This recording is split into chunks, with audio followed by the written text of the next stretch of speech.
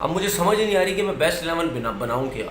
Openers के भी backup हैं, स्पिनर्स के भी बैकअप हैं, मिडल ऑर्डर्स के भी बैकअप हैं। शुभमन गिल है, वो आने वाले जो 10 साल है, अगले जो नेक्स्ट 10 ईयर्स हैं, उसके अंदर एक बेस्ट ओपनर की सूरत में नज़र आएगा। लेकिन एकदम से इतनी बड़ी बात कह देना गौतम गंभीर का कि वो कुछ भी नहीं कर सकते। अस्सलाम वालेकुम जी, कैसे आप लोग? सब ठीक ठाक है। एक दफ़ा फिर वेलकम टू तनवीर सेज। और आपको जैसे पता है कि पाकिस्तान के अंदर और इंडिया में जो टेस्ट मैचेस होने जा रहे हैं, पाकिस्तान में तो चल रहे हैं। जो सेकंड टेस्ट मैच है वो 4 तारीख को स्टार्ट है, लेकिन जो इंडिया के अंदर जो इंग्लैंड के साथ जो सीरीज़ होने जा रही है वो 5 फरवरी को होने जा रही है। और सबकी नज़रें उस सीरीज़ के ऊपर है, क्योंकि जो इंग्लैंड ने जिस तरीके से श्रीलंका में सीरीज़ जीती और क्रिकेट खेली, बड़ी ज़बरदस्त खेली। फिर उसके बाद जब आप कोई भी टीम जब इंडिया में जाती है, क्योंकि हर टीम का शौक़ होता है कब इंडिया खेले जाके, बड़ा मज़ा आता है वहाँ क्रिकेट खेलने का। तो जो मैंने टीम देखी, इंडिया का जो स्क्वाड देखा, उसमें एक चीज़ बड़ी ज़बरदस्त मुझे लगी, क्योंकि बैकअप इतना ज़बरदस्त है इनके पास। समझ नहीं आती कि अब मैं बेस्ट 11 बनाने की सोच रहा हूँ। अब मुझे समझ नहीं आ रही कि मैं बेस्ट 11 बनाऊँ क्या। ओपनर्स के भी बैकअप हैं, स्पिनर्स के भी बैकअप हैं, मिडल ऑर्डर्स के भी बैकअप हैं, फास्ट बॉलर्स के भी बैकअप हैं। तो 11 बनाना मेरे ख्याल है 100% कप्तान के लिए और कोच के लिए बड़ी मुश्किल हो जाती है कि 11 किस तरीके से बनाए जाएँ। जो मैंने 11 लड़के बनाए हैं, उसमें जो मुझे समझ आ रही है कि शायद ये खेले चेन्नई में जो टेस्ट मैच होने जा रहा है। पहले नंबर पे तो विराट कोहली हो गए, फिर उसके बाद रोहित शर्मा 2 हो गए, फिर उसके बाद शुभमन गिल 3 हो गए, फिर अजिंक्य रहाणे 4 हो गए, फिर पुजारा 5 हो गए, फिर ऋषभ पंत 6 हो गए, फिर उसके बाद जसप्रीत बुमराह 7 हो गए, ईशांत शर्मा 8 हो गए, फिर उसके बाद मोहम्मद सिराज 9 हो गए, फिर उसके बाद अश्विन जो हैं 10 हो गए, फिर उसके बाद कुलदीप यादव जो हैं, ये 11 लड़के जो मुझे लगते हैं शायद खेलें। अच्छा, अब जो मैंने जो 11 बनाए वो तो ये बना दिया। अब आप ये देखें कि इनके पास कैसे कैसे प्लेयर्स हैं जो मेरी इस 11 में नहीं आ रहे। जाहिर सी बात है, जो कप्तान और कोच है वो किसको खिलाता है उनको ज़्यादा पता है। जो मेरी 11 में नहीं आ रहे उसमें भी देखिए कितने टॉप के प्लेयर्स हैं। अग्रवाल है जो मेरे 11 में नहीं आ रहे, के राहुल है, साहा हैं, हार्दिक पांड्या है, ठीक है। अब आप देखें ठाकुर ने कितनी ज़बरदस्त वहाँ बॉलिंग की ऑस्ट्रेलिया के अंदर, फिर उसके बाद सुंदर ने भी की।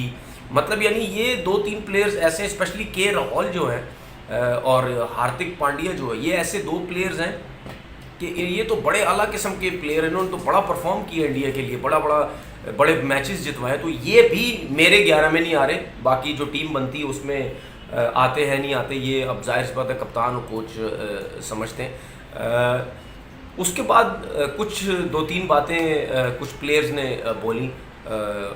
जो ब्रैड हॉग है उन्होंने बात की कि जी मेरी जो बॉलिंग है, मैं जो चाहता हूं कि इंडिया की जो बॉलिंग खेले, उसमें उन्होंने बुमराह का नाम लिया, उसमें ईशांत शर्मा का नाम लिया, उसमें उन्होंने सिराज का नाम लिया, उन्होंने इन 3 फास्ट बॉलर्स का नाम लिया। जाहिर सी बात है अगर स्पिनर भी तो खेलेंगे तो उसमें अश्विन और कुलदीप यादव, ये 2 स्पिनर्स हैं, इनके भी खेलने के चांसेस हैं। वो ये समझते हैं कि बॉलिंग ये होगी इंडिया की। फिर उसके बाद एक बात उन्होंने बोली ब्रैड हॉग ने कि जो शुभमन गिल है वो आने वाले जो 10 साल है, अगले जो नेक्स्ट 10 ईयर्स हैं, उसके अंदर एक बेस्ट ओपनर की सूरत में नज़र आएगा। क्योंकि जिस तरीके से उसने बैटिंग की अगेंस्ट ऑस्ट्रेलिया, आई थिंक वही उसकी पहली सीरीज़ थी, टेस्ट सीरीज़ थी।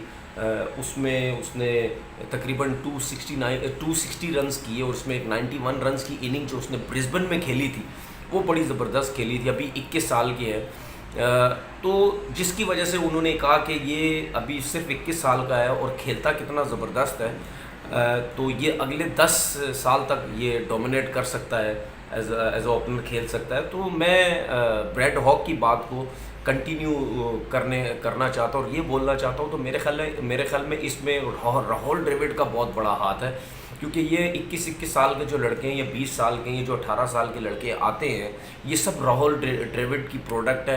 ये वहाँ से उनको ट्रेन कर रहा है नीचे जूनियर लेवल से, फिर उसके बाद इंडिया ए जो होती है या फर्स्ट क्लास के जो परफॉर्मर्स होते हैं उनको हाई परफॉर्मेंस कैंप के अंदर लेके आते हैं, उसको उनके साथ काम करते हैं। तो मेरे ख्याल है राहुल द्रविड़ को जितनी भी दाद दी जाए वो कम है। अभी तो शुभमन गिल की सूरत में प्लेयर्स आए हैं, बहुत से प्लेयर्स हैं, पंट भी अंडर 19 से आए, फिर पृथ्वी शॉ भी हैं, फिर शुभमन गिल भी हैं, और बहुत से प्लेयर्स भी हैं।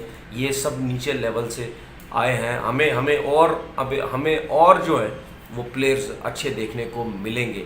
उसके बाद एक बात और बोली जो इंडिया के जो एक्स क्रिकेटर है गौतम गंभीर ने, उन्होंने ये बात बोली कि मुझे ऐसे लगता है कि ये जो सीरीज़ है ये 3-1 हो जाएगी, क्योंकि इंग्लैंड के पास इतने अच्छे स्पिनर्स नहीं हैं कि वो इंडिया को मुश्किल में डाल सकें। देखें, इसमें कोई शक नहीं है कि अगर आप इंडिया में क्रिकेट खेल रहे हैं तो वहाँ पे आप इंडियन बैट्समैनों को मुश्किल में डालना बड़ा मुश्किल हो जाता है, क्योंकि जितनी भी रफ पिच हो, जितने भी पैचेस हो जाएं, क्योंकि अपनी होम सीरीज़ के अंदर जिस तरीके से इंडियन स्पिनर्स को खेलते हैं उनको आउट करना बड़ा मुश्किल होता है। लेकिन एकदम से इतनी बड़ी बात कह देना गौतम गंभीर का कि वो कुछ भी नहीं कर सकते, क्योंकि अगर आप श्रीलंका में परफॉर्मेंस देखें, डॉम बेस्ट ने 2 दफ़ा 5 आउट किए हैं। हालांकि वहाँ पे इतना ज़्यादा स्पिन नहीं होता जितना इंडिया में होता है। अगर हम मोइन अली की परफॉर्मेंस देखें टेस्ट क्रिकेट के अंदर, उनके 181 विकेट्स हैं टेस्ट क्रिकेट के अंदर, टॉम बेस्ट के 31 विकेट्स हैं, और उसके बाद जैक लीच जो हैं वो लेफ्ट आर्म स्पिनर, उनके 44 विकेट्स हैं।